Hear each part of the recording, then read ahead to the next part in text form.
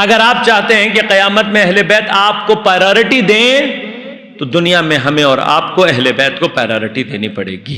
शफाअत का माना एग्जैक्टली यही है। कुरान शफाअत करेगा किसकी? जिसकी जिंदगी में कुरान को प्रायोरिटी। नमाज शफाअत करेगी किसकी?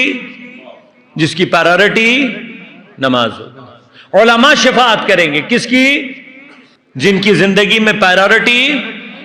तो आप अपनी प्रायोरिटी लिस्ट उठाकर देख लें, आपको अपने शफी खुद ब खुद मिल जाएंगे। और अगर आपकी प्रायोरिटी लिस्ट में इमाम हुसैन है तो आपने कितने काम इमाम हुसैन के लिए किए, यहां से शुरू करें।